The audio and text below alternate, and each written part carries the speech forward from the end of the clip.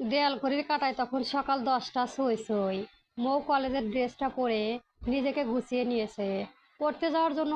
Table থেকে সব বই খাতা গুছিয়ে ব্যাগে ভরে নিচ্ছে। এমন সময় আচমকায় ঘাড়ে একটা পরিচিত তপ্ত ভারী নিঃশ্বাসের স্পর্শ পেল। পর মুহূর্তেই উজান নিজের মুখটা ডুবিয়ে দিল ময়ের উন্মুক্ত ঘাড়ে। সাথে সাথে এক অদ্ভুত মাদকতার শিহরণ বয়ে গেল ময়ের সারা শরীর জুড়ে। মৌ দুই ভ্রু কুঁচকে পেছনে ঘাড় ঘুরিয়ে জিজ্ঞেস করলো, অলরেডি 10টা বাজে কিন্তু কলেজ ড্রেস পরে রেডি হয়ে গেছি, আর আপনি এখনো এখানে এসে দুষ্টুমি করছেন?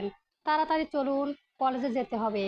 উজান কোনো কথা না শুনে আবারও ময়ের নরম কোমরটা পিছন থেকে দুহাত শক্ত করে আঁকড়ে ধরে তাকে নিজের দিকে ঘুরিয়ে চওড়া বুকের সাথে লেপ্টে পাজা কোলে করে সামান্য উঁচুতে তুলে নিল। তারপর নিজের নাকটা মৌয়ের নাকে ঘষে একদম ফিসফিসিয়ে আওড়ালো, কি করব বলুন তো ম্যাডাম, আপনার মাঝে যে এতটাই নেশা মাখানো আছে যে আপনাকে কাছে পেলে আমার আর ঘড়ির কাঁটার দিকে তাকাতেই ইচ্ছে করে না। হয়েছে, ছেড়ে দিন তো, এমনিতেও দেরি হয়ে যাচ্ছে। মৌ মৃদু ধাক্কা দিল। উহ, তার আগে শাশুড়ি আমাকে ডেকে আনবো এখন? সকালের শাওয়ারের পরও বিরক্ত করলেন, আর এখনো আবার শুরু করেছেন। আমার ভালোবাসা তোমার এত বিরক্ত লাগে পিচ্ছি?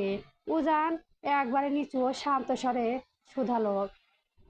মৌ ফ্যাল ফ্যাল করে উজানের মুখে দিকে তাকিয়ে রইল। সে তো একদম ঠান্ডা করে কথাটা বলেছিল, এভাবে শোনানোর জন্য তো বলেনি। এর মধ্যে উজান আলতো করে তাকে ছেড়ে দিল। তারপর নিজের মাথা নিচু করে একবার বিষণ্ণ নিচু গলায় বলল, ওকে ফাইন, আর কখনো তোমাকে বিরক্ত করতে আসবো না। মৌ তাড়াতাড়ি করে এক ঝটকায় উজানের হাতটা চেপে ধরলো। সে লাফ দিয়ে দিয়ে দ্রুত বেডের ওপর উজানের সামনাসামনি একদম সোজা হয়ে দাঁড়ালো। উজানের মাথায় এলোমেলো চুলগুলো হাত দিয়ে আরো একটু নড়েচড়ে দিয়ে ভালোবাসার চওড়া কপালে নিজের ঠোঁট ছুঁয়ে দিল। অতঃপর উজানের গলায় দুহাত পেঁচিয়ে একবার আদুরে গলায় বলল, আপনি সবসময় আমার কথা উল্টো মানে বোঝেন কেন? বলুন তো, আমি কখন বললাম আপনার ভালোবাসা আমার বিরক্ত লাগে? একটু আগেই তো শাওয়ার নিলাম, তাই বললাম এখন আর দুষ্টুমি করবেন না। আর আপনি অমনি ধরে নিলেন আমি আপনার ভালোবাসাকে বিরক্ত বলছি। এতটাও খারাপ ভাবেন আমায়? ভাবি না, তবে বড্ড ভয় হয় পিছে।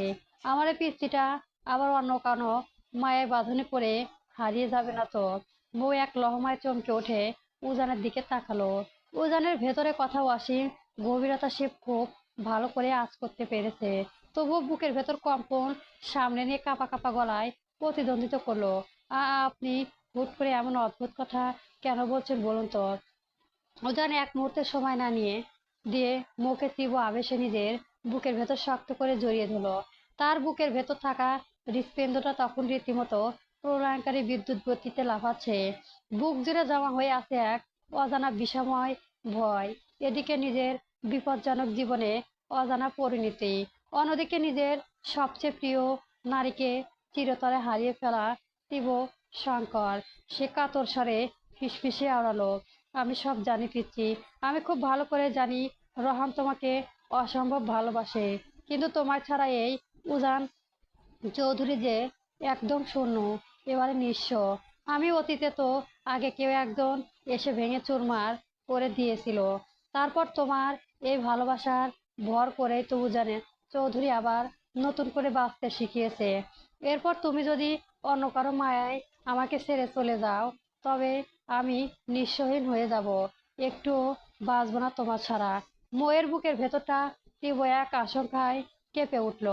উজান রোহানের কথা জানে, অথচ এতদিন তার আচরণে বিন্দু পরিমাণও টের পেতে দেয়নি।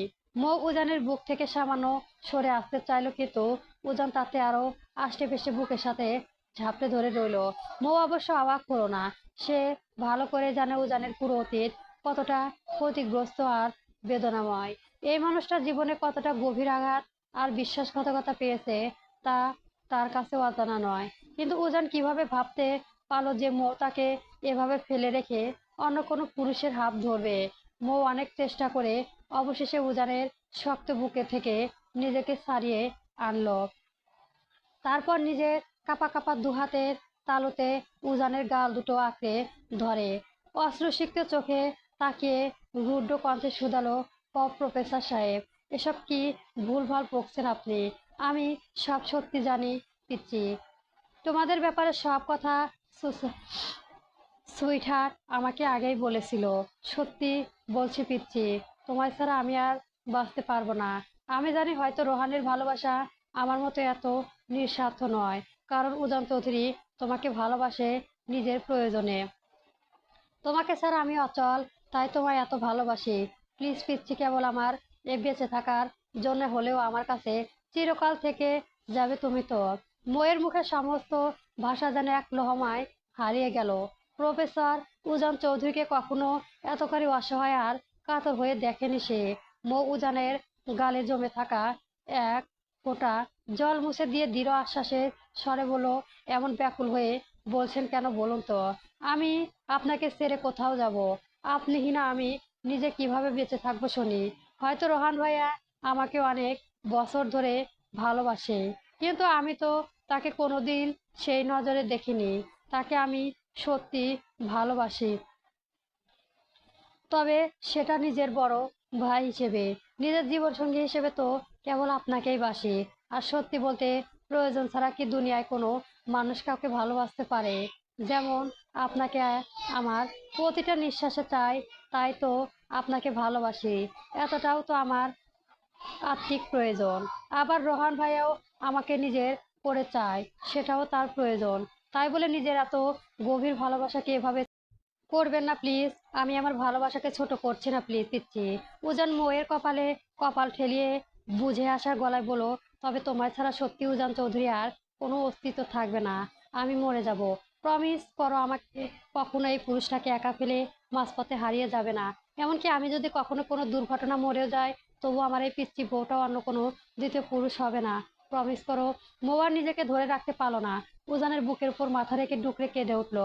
উজানের এই বুক ফাটা কণ্ঠ আর কোমল যেন অচেনা আর হৃদয় ছন্নছাড়া পাখির মতো শোনালো। কেন হঠাৎ এমন পাগলের মতো আচরণ করছে লোকটা? কিসের এত ভয় মনে? এই অচেনা ভয়ে কোনো উত্তর খুঁজে পেল না মৌ। উজান মৌয়ের চোখ থেকে গলে পড়া এক ফোঁটা মুক্ত ঝরা জল নিয়ে আঙুলে মুছে ফেললো। এরপর তার চিবুকে আলতো করে চুমু খেয়ে নিজের মুখোমুখি করে নরম কণ্ঠে আড়ালো, রিল্যাক্স পিচ্ছি, আর কেঁদো না প্লিজ। তোমার চোখে অশ্রু দেখতে ভালো লাগে না আমার। কষ্ট হয় কেন বোঝো না? মৌ তখনও ছোট বাচ্চাদের মতো হেঁচকি তুলেছে। সে কিছুটা ফুপিয়ে ফুপিয়ে বলে উঠল, তাহলে আপনি এমন আজব কথা কোন মুখে আনলেন বলুন তো? আপনাকে কাছে না পেরে, দু চোখ ভরে সামনাসামনি দেখতে না পেয়ে, আমার হাতে না রেখে একটানা 2 বছর আপনার জন্য অপেক্ষা করেছি। তাহাজ্জুদের নামাজে বসে চোখের পানি ফেলে কেবল আপনাকে চেয়েছি আল্লাহর কাছে। এত কাঠখড় পুড়িয়ে পাওয়ার পর আজ আপনি বলেছেন আমি অন্য কারো পুরুষের মায়ায় পড়ে যাব। আপনার কি একটু মনে হয় না যে আমার ভালোবাসা এতটাও ঠুনকো নয়? আর আপনি সামান্য কারণে আমাকে একা ফেলে মরে যাওয়ার কথা বলছেন কেন? আপনিহীন এই তাসফিয়া মৌ চৌধুরী কোনো অস্তিত্ব থাকে না। আপনি আমার প্রথম আর আপনি আমার শেষ। এই তাসফিয়া মৌ চৌধুরী আপনাকে আজ ওয়াদা করছে যে জীবনের শেষ নিঃশ্বাস ত্যাগ করা 1 সেকেন্ড আগেও আমার চোখ অন্য কোনো পুরুষের দিকে যাবে না। মৌয়ের মুখের কথাগুলো শুনে উজানের মনটা পলকে জুড়ে গেল। সে একরাশ মুগ্ধতা নিয়ে মৌকে শক্ত করে নিজের পাজা কোলে তুলে নিল এবং তার কলেজ ব্যাগটা নিয়ে বড় কাঁধে ঝুলিয়ে নিল। মৌ উজানের চওড়া গলায় দুহাতে শক্ত করে নিজের বাহু পেঁচিয়ে ধরে রাখলো। ঠিক সেই মুহূর্তে গড়িয়ে গাড়ির দিকে যাওয়ার সময় উজানের চওড়া বুক চিরে বেরিয়ে এলো তৃপ্তি একটা বাক্য, লাভ ইউ জান, আই রিয়েলি লাভ ইউ। এইটুকু মাত্র বলে সে মৌয়ের নিয়ে কলেজের উদ্দেশ্যে রওনা হলো। এরপর সিঁড়ি দিয়ে নামার সময় বাড়ির সবাই হা করে তাকিয়েছিল। তবে চারপাশে কে কি দেখলো বা কে কি ভাবলো এসব নিয়ে উজানের বিন্দুমাত্র মাথা ব্যথা ছিল না। তার সমস্ত দুনিয়া জুড়ে তখন কেবল তার এই পিতৃ বউটার আচ্ছন্ন হয়েছিল। এদিকে কলেজের মূল ভবনে বারান্দায় দাঁড়িয়ে আছে মৌয়ার মেয়ের। সর্বমোট হাফ টাইমে বেলা পড়েছে। চারপাশে সব স্টুডেন্ট হইচই করতে করতে ক্লাস থেকে বাইরে বেরিয়ে গেল। কেউ গেছে, কেউ বা কলেজের সবুজ মাঠে কিংবা ক্যাম্পাসে বাইরে একটু হাওয়া খেতে। ঠিক তখনই ময়ের নজর হঠাৎ গিয়ে পড়লো একটু দূরে দাঁড়িয়ে থাকা ললিতার উপর। মেয়েটা কেমন যেন একটা দৃষ্টি নিয়ে একধানে তার দিকে তাকিয়ে আছে।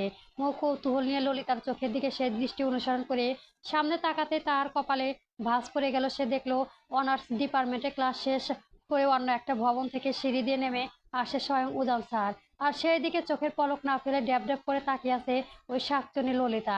কলেজের চতুর্থ দাঁড়িয়ে তার প্রফেসর স্বামীকে এভাবে গিলে খাওয়ার মতো চাহনিতে তাকিয়ে থাকতে দেখে মৌয়ের মাথায় রক্ত চড়ে বসলো। চোখের পলকে তার সমস্ত রাগ নিয়ে জমা জমা হলো না। বিষয়টি টের পেয়ে মেয়ের সঙ্গে সঙ্গে মৌয়ের হাত খপ করে চেপে ধরে ফিসফিস করে বলল উঠলো, দোস্ত প্লিজ, এখানে কোনো পাগলামি করিস না বলছি। এমনিতেও চারিদিকে কত স্টুডেন্ট। দাঁতে দাঁত চেপে মৌ ফোঁস করে উঠলো, ওই ডানিটা আমার প্রফেসর সাহেবকে চোখে দিয়ে গিলে খাচ্ছে, আর তুই বলছিস আমি স্টাইল হয়ে এই রোমান্টিক জুনিয়েট মার্কা দৃশ্য চুপচাপ দেখবো? আরে আমি তো রাগ বুঝতে পারছি, কিন্তু তুই তো জানিস কলেজে এসে এসব পাগলামি করতে স্যার নিজেও নিষেধ করে দিয়েছে। প্লিজ মো প্লিজ, ঝগড়া করতে যাস না বলছি। মেয়ের আকুল হয়ে বোঝানোর চেষ্টা করলো, কিন্তু কার কথা কে শোনে। ও তখন রাগে অন্ধ হয়ে গেছে। মেয়ের হাত ছাড়িয়ে সে একরকম তেড়ে গিয়ে সোজা ললিতার সামনে গিয়ে হাজির হলো। ললিতা তখন মাঠের ঠিক মাঝে দাঁড়িয়ে আনমনে উজানকে দেখতে ব্যস্ত ছিল, আর ঠিক সেই সুযোগে মৌ পিছন থেকে গিয়ে সজোরে একটা ধাক্কা মারলো। হঠাৎ এমন আচমকায় ধাক্কায় ললিতা সামলাতে না পেরে সোজা গিয়ে ধপাস করে মাটিতে পড়লো। নিজে এই অপমানজনক অবস্থা থেকে ললিতা যখন চোখ তুলে তাকালো এবং সামনে মৌয়ের দাঁড়িয়ে থাকতে দেখলো, তখন তার নিজের রাগও সাত আসমান ছাপিয়ে দ্বিগুণ হয়ে গেল।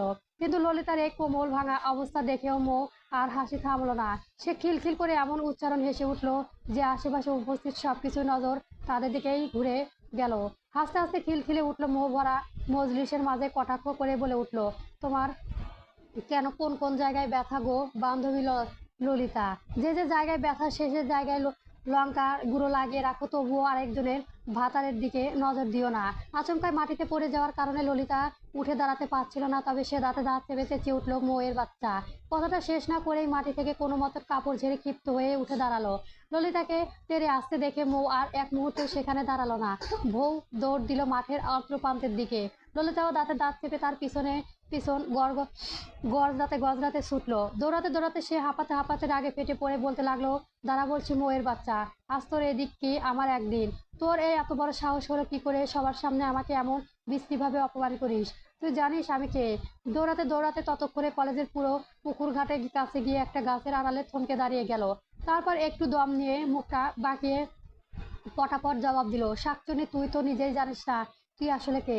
তাহলে আমি কিভাবে বলবো তুই কোন শাওয়ার গাছে পেপনি? আমি তো তোর কোনো মিথ্যে কথা বলিনি, যা সত্যি তাই সবার সামনে মুখের ওপর শুনিয়ে দিয়েছে। একটুও কি লজ্জা করে না তোর? আরেকজনের ভাতারের দিকে তাকিয়ে থাকস নি লজ্জা মেয়ে? লজ্জা নেই একটু? মৌ তো বাড়াবাড়ি কিন্তু এবার সীমানা ছাড়িয়ে যাচ্ছে বলে দিচ্ছি। রাখ তোর বালের সীমানা, ডাইনি একটা। নেক্সট টাইম যদি আমার প্রফেসরের দিকে লুচ্চামি নজরে তাকিয়েছিস তবে তোর ওই চোখ দুটো আমি উপড়ে ফেলবো। ললিতা এবার তীক্ষ্ণ কণ্ঠে জিজ্ঞেস করলো, তোর প্রফেসর মানে তোর সাথে উজান স্যারের কোনো সম্পর্ক আছে? এই কথা শোনা মাত্রই মৌ ভেতরে ভেতরে ভীষণভাবে ঘাবড়ে গেল। উজান তো তাকে কড়া করে নির্দেশ দিয়েছে কলেজে কাউকে তাদের সম্পর্কের কথা ঘুণক্ষরে না জানতে, অথচ একটু আগে সে নিজেই মুখ সব ফাঁস করে দিতে বলে বসেছিল। মৌ আমতা আমতা করতে করতে ঢোক গিলে তোতলাতে তোতলাতে বলে উঠলো, আমার আবার কি হবে? আমাদের মাঝে কোনো সম্পর্ক নেই। কথাটা শেষ করে মৌ আর সেখানে এক মুহূর্তে দাঁড়ালো না। টিকটিকির মতো দুটো পা চালিয়ে সেখান থেকে ভৌ দৌড় দিয়ে সবার মাঝে মিলিয়ে গেল। এদিকে ললিতা একা একা পুকুর পাড়ে দাঁড়িয়ে ভাবলে শীর্ণ চোখে সেই দিকে তাকিয়ে রইলো। তার মনের ভেতর তখন শত শত ফটকা একসঙ্গে নাড়া দিয়ে উঠেছে। ঠিক সেই মুহূর্তে দীর্ঘ পা ফেলে সেখানে এসে হাজির হলো জিহাদ। ললিতার একা ফুঁসতে দেখে জিহাদ এগিয়ে এসে জিজ্ঞেস করলো, কিরে ললিতা, তুই ঠিক আছিস তো? হঠাৎ এমন হাঁপাচ্ছিস কেন? মৌ তোকে আবার কি এমন বলো? ললিতা দীর্ঘ একটা শ্বাস পেল। তার চোখের কোণে তখন প্রতিশোধের হিংস্র আগুনে জ্বলছে। সে শক্ত গলায় জিদাকে বলল, আমি ঠিক আছি জিহাদ, তবে আমার বোন বলেছে উজানের স্যার আর ওই মৌয়ের মধ্যে ডাল। মৌ স্যারের কেবিনে ঘুট ঘুট করতে দেখায়, এমনকি স্যার যখন ডিপার্টমেন্টে থাকে না মৌয়ের পাত্তা থাকে না। এই দুটোর মধ্যে একটা গোপন চক্কর চলেছে। কিন্তু এখন তুই কি করবি? ললিতার ঠোঁটে কোনো মুহূর্তে এক মারাত্মক পোষাচিত্র তৃপ্তি হাসি ফুটে উঠল। সে চোখ মিট মিট করে বাঁকা সুরে বলল, কি আর করবো বল, ওদের এই সিক্রেট রিলেশনশিপটা এবার আমি পুরো কলেজের সামনে নিয়ে এসে এক্সপোজ করব। ওই মৌ সবার সামনে আমাকে যেভাবে অপমান করে কাদা মাখিয়ে দিয়েছে, আর তার এক একটা সুদে পাই পাই করে উসুল করে তুলতে আমার নামও ললিতা নয়। কলেজের প্রিন্সিপাল বাকি সব প্রফেসর সমস্ত স্টুডেন্টদের সামনে ওদের এমন লজ্জায় ফেলবো, তখন বুঝবে ললিতার সাথে বদমাজারি করার শখ কত প্রকার ও কি কি। চল আমার সাথে স্যার, এখনো মনে হয় নিজের কেবিনে গিয়ে পৌঁছানি। তার আগে আমাদের সব করতে হবে। এরপর জিহা জিহাদ এক মুহূর্ত নষ্ট না করে ললিতার পিছনে পিছনে তাদের সেও অচেনা অভিস্তীর্ণ গন্তব্যের দিকে পা বাড়ালো। পরবর্তী গল্প পেতে আমার চ্যানেলটি সবার আগে সাবস্ক্রাইব করে রাখবেন। ধন্যবাদ। গল্প প্রফেসর উজান চৌধুরী চলবে।